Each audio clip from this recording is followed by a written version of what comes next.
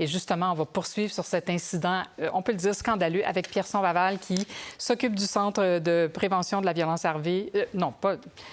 du Centre de la prévention de la radicalisation menant à la violence. Il faudra que je trouve une façon plus courte de dire ça. Bonjour. CPRMV. Voilà, on dira ça. Comment allez-vous? Bien, vous. Mais je vais bien. Alors, comment est-ce qu'on peut expliquer un événement semblable dans lequel est impliqué un homme mature, un père de famille? Mais là, mature, je ne sais pas si l'adjectif s'utilise, là, mais comment vous y arrivez, vous? Bien, c'est sûr qu'on n'a pas toute l'information sur le contexte, si les gens étaient connus, s'il y avait un historique d'interaction entre les individus. Oui.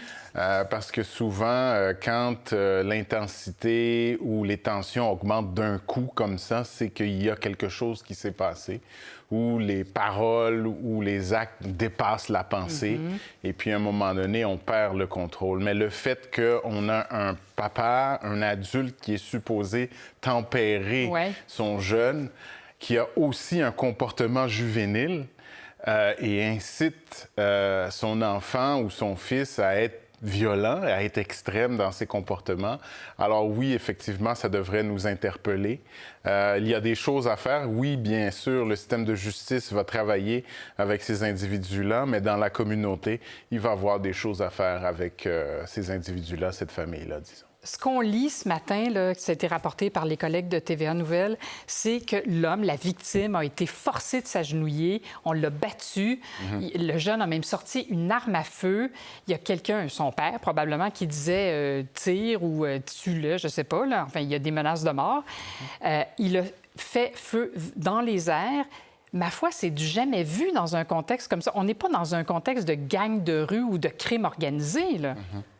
Bien, c'est sûr que, comme je disais tout à l'heure, ça fait un trait adolescent qui veut reproduire ce qu'il voit dans des films d'action où ce que la violence est un outil pour réussir ou se faire respecter.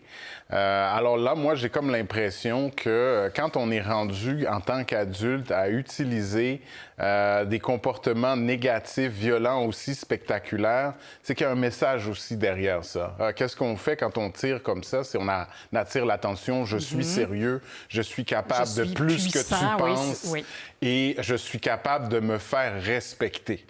Alors, à partir de là, il nous faut réfléchir sur qu'est-ce qu'il en est de ces individus-là ou ce groupe d'individus-là ou cette famille. Qu'est-ce qui se cache? Est-ce qu'il y a un problème au niveau du sentiment de dignité, du sentiment de pertinence, du sentiment d'avoir sa place dans une communauté? Et on est prêt à s'exprimer de telle façon pour qu'on puisse du moins faire attention à ce qu'on fait avec ces individus-là ou ce qu'on leur dit. Alors, il y a l'estime de soi, il y a sa place dans la communauté, le soutien qu'ils ont, comment qu'ils se sentent, est-ce qu'ils sentent qu'ils ont un traitement différencié par rapport à leur famille, par rapport à qui ils sont, leur classe dans la société, leur place. Alors, il y a tous ces éléments-là qu'il faut regarder et c'est sûr que ça va demander que les citoyens continuent à faire le bon travail qu'ils ont fait. Ils sont sortis. Exact. Ils ne sont pas restés à l'intérieur de la maison. Ils sont sortis et c'est ça aussi qui a généré ou modulé le comportement des gens.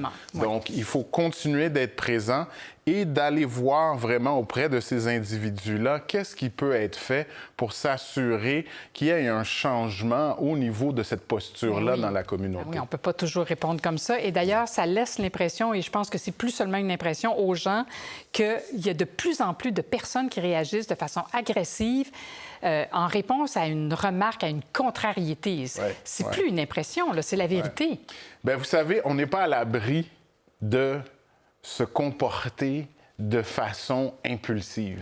Alors, c'est très important de toujours s'entourer de gens qui vont être capables de nous inciter, de nous ramener sur Terre, oui, mais on ne peut pas toujours se promener avec un ange gardien qui va nous dire « calme-toi ». C'est la communauté. C'est la communauté. Comme la communauté est sortie, moi, je félicite cette communauté-là. Ils se sont rendus compte qu'ils ne sont pas dans un film. Là. Il y a une réalité.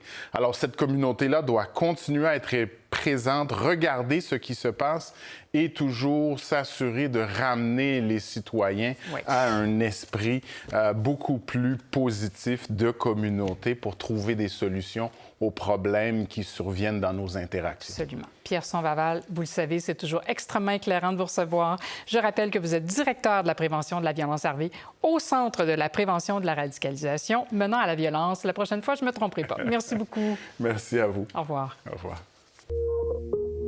Pour voir nos émissions en entier, rendez-vous sur la chaîne Ici RDI.